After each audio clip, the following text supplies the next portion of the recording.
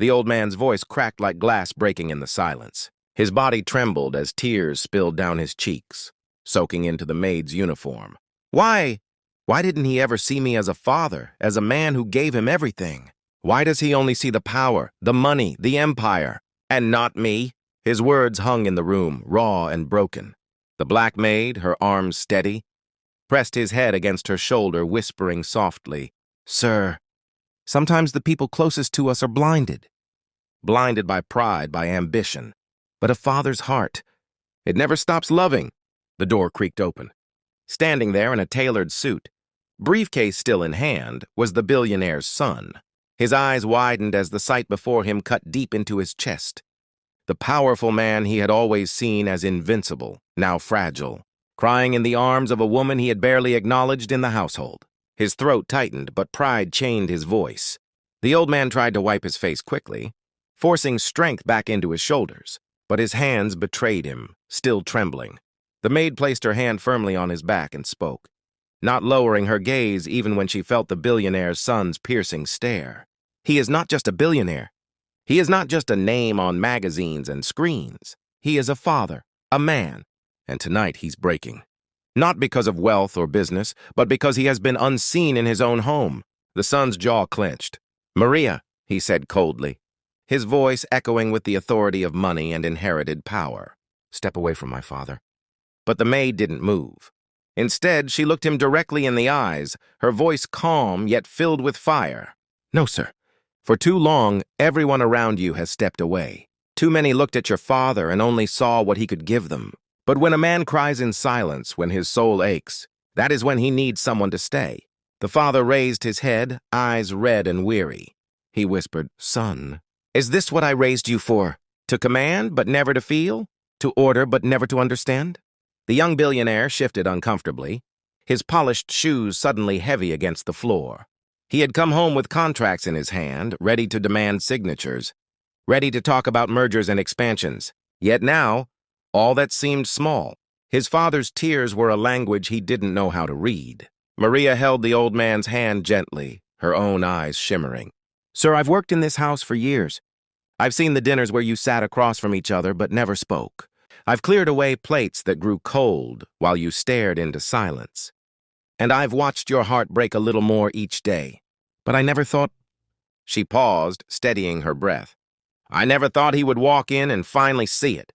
The son's face darkened. "Enough. You speak as if you know my family better than I do." Her reply was calm but unyielding. "Sometimes strangers see what family refuses to." The room grew unbearably quiet. The father lowered his head again, but his words broke through the silence. "She's right. She's right, son. You see me as the billionaire who gave you the empire, but do you remember the nights I held you when your mother was gone? Do you remember the times I worked myself half to death not for power, but for you? And now I am nothing more than an old man you come to for signatures." The billionaire's son looked away, blinking furiously as if holding back a storm he didn't want anyone to witness. "Father, you don't understand." "No!" the old man's voice roared, rising from somewhere deep within him. "It is you who does not understand. I gave you a kingdom, but I failed to teach you how to be human.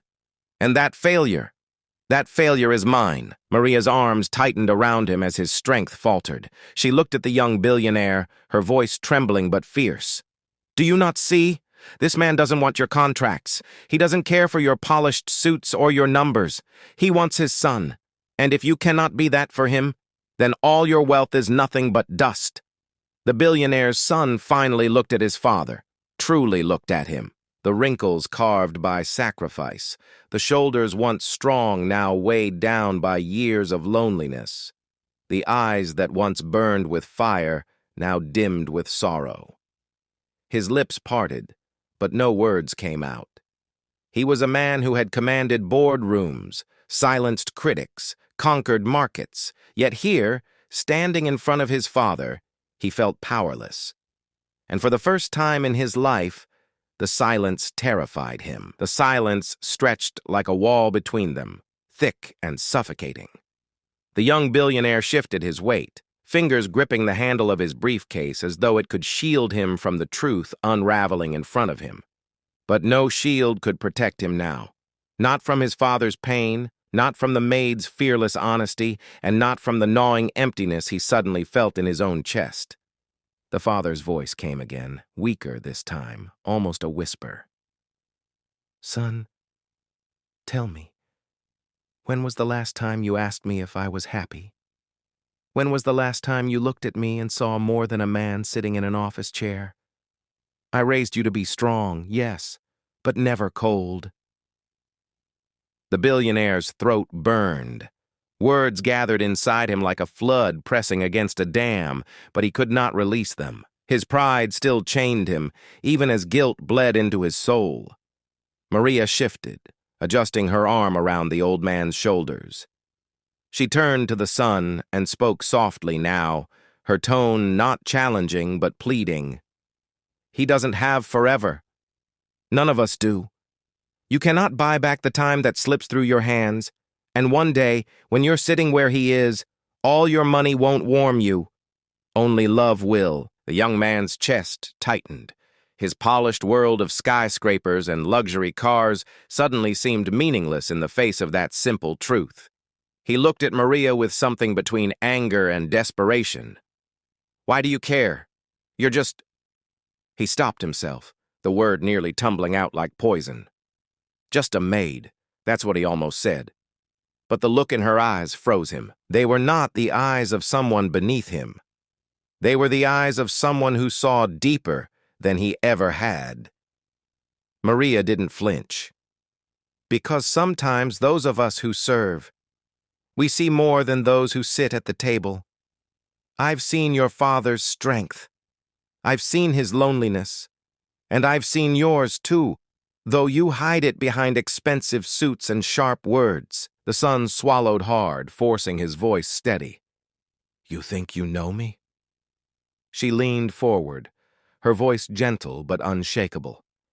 "I know a man who works harder to build walls than bridges. A man who inherited wealth but lost sight of the love that built it. A man who is afraid to cry, afraid to kneel, afraid to show weakness, even to his father." The old man raised his trembling hand, reaching toward his son. "Come closer, boy." The billionaire hesitated. His shoes felt like anchors dragging him down, but something in his father's eyes pulled him forward. Step by step, he crossed the distance until he stood before the couch, staring down at the man who had once seemed invincible to him. His father's hand brushed his own, weak and fragile, and the touch sent a shock through his heart. "Sit," his father whispered. The billionaire lowered himself onto the edge of the couch, his expensive suit creasing against the worn fabric. For a moment he said nothing, his jaw clenched, his eyes locked on the floor. But then the words broke free, halting and jagged. I thought you wanted me to be like this, strong, ruthless, untouchable. I thought that was the only way to honor you."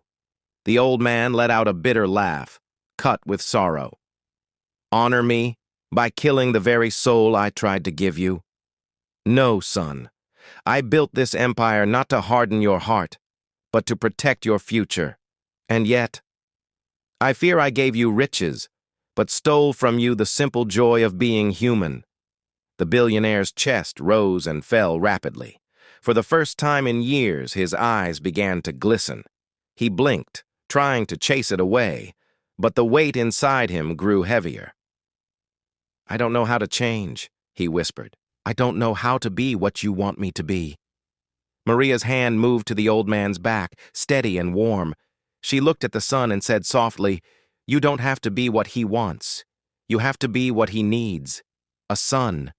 Not a CEO, not an heir, just his son." The billionaire finally lifted his eyes to meet his father's. The old man's face, tired and tear-streaked, broke something inside him. And before he could stop himself, his hand reached out, covering his father's fragile fingers. His voice cracked.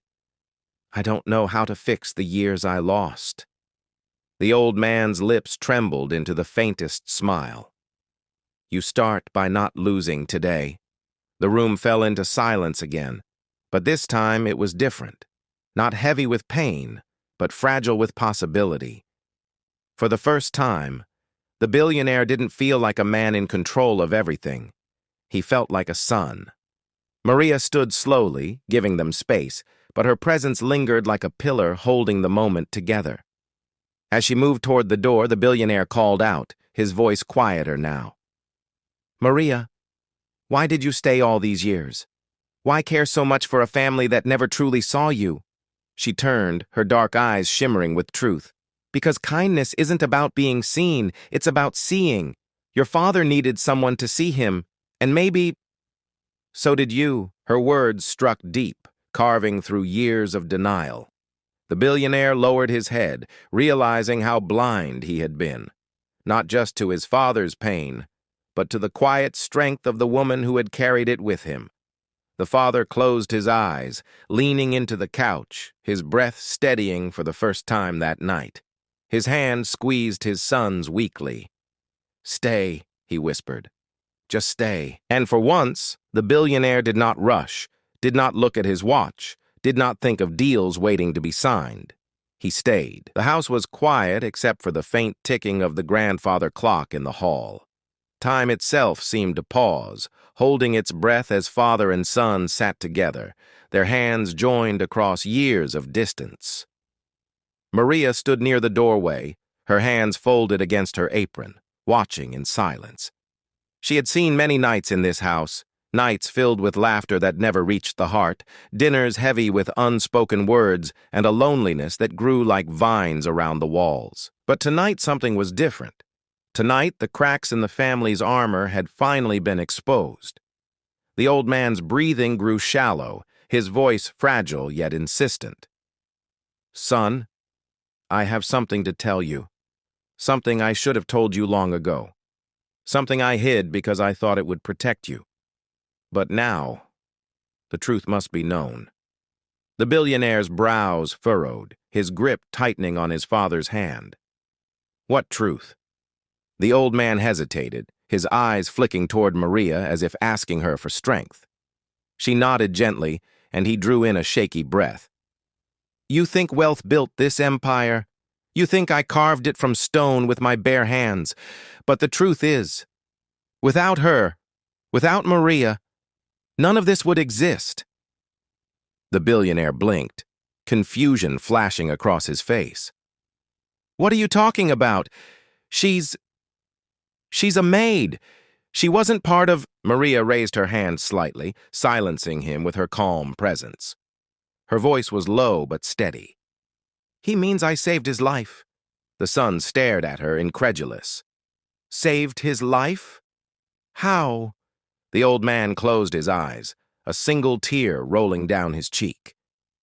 "Years ago, before you were even aware of the weight of this empire, I was a broken man. Your mother had just passed, and I was drowning, not in debts, but in despair. I would sit in this very room, staring at these walls, thinking of ending it all. I had money, yes, but I had nothing to live for." His voice cracked, trembling with the memory. "And then, one night, I almost did it." The billionaire's eyes widened, his breath catching. The old man's hand tightened weakly around his son's. "Maria found me. She walked into the study and saw the gun in my hand. She didn't scream. She didn't run. She just walked up to me and said, 'Sir, if you go, who will show your son how to be a man? Money cannot raise him. He needs a father more than the world needs your empire.'" His voice shook as he continued. "She took the gun from me. She sat with me until morning, reminding me that love, not wealth, was the legacy I was meant to leave." Maria's eyes glistened, but she stood tall, not seeking pity, not seeking recognition. "I didn't do it for thanks. I did it because no human being should carry their pain alone. Not even the rich, not even the strong." The billionaire sat frozen, the image of his father, this man he had idolized as untouchable, shattered and rebuilt before his eyes. For the first time, he realized how close he had come to losing him forever, not to illness or old age, but to despair. And the one who had held him together wasn't board members or friends in high places. It was the woman they all overlooked. He turned to Maria, his voice barely a whisper. All these years, and I never knew. Maria smiled softly, though her eyes brimmed with tears. Some truths wait until we are ready to see them. You weren't ready before. Maybe you are now. The billionaire's chest tightened, shame and gratitude colliding within him. He leaned back, his voice cracking. I spent so much time chasing power, building walls, and yet the foundation of everything we have is your kindness. I misjudged you. I misjudged everything. His father let out a faint chuckle, weak but full of meaning. Son, I wanted you to build an empire, yes, but not out of stone and steel. I wanted you to build it out of people, out of compassion. Maria showed me that when I had lost my way. Now she shows you. The billionaire finally broke. His polished exterior crumbled as tears rolled down his face. He reached for Maria's hand, lowering his head. I'm sorry for not seeing you, for not seeing him, for being blind to the things that truly matter. Maria's hand rested gently on his. Apologies are a start, but the real change comes from what you do next. The old man's eyes flickered with hope. Do better than me, son. Love louder. Care deeper. Don't wait until it's too late. The billionaire nodded, his voice trembling. I will. I promise I will. For a long while, the three of them sat in silence, the weight of truth filling the air, and for once, silence was not a void. It was healing. Hours passed, and as dawn crept through the tall windows, the billionaire looked at his father, still leaning gently against Maria's shoulder. He realized that the empire he had been protecting so fiercely was not in the towers or the wealth. It was here, in this fragile, sacred bond of love, truth, and second chances. And in that moment, he finally understood. Strength was not about never crying, never breaking, never bending. Real strength was found in the courage to feel, to forgive, to love. That morning, as the first rays of sunlight lit the room, the young billionaire whispered the words he had been too proud to say for years. I love you, Dad. The old man smiled faintly, his tired eyes glistening. That's all I ever wanted to hear, and Maria, standing quietly beside them, knew that perhaps for the first time, this family was whole. Life doesn't always give us the chance to rewind, but it always gives us the chance to begin again. Just like the billionaire and his father, sometimes the most powerful empires are not made of money or marble. They are built from kindness, forgiveness, and love. Remember this the next time you see someone hurting in silence, whether it's a stranger on the bus, a coworker hiding their struggles, or even a family member you've grown distant from. Sometimes, the smallest act of care, a kind word, a listening ear, a simple touch, can be the very thing that saves them. Because wealth fades, power shifts, but love is the only empire that lasts forever. And as always, if this story touched you, don't forget to subscribe to Black Saga, drop a comment, like the video, and share it with someone who needs this reminder today.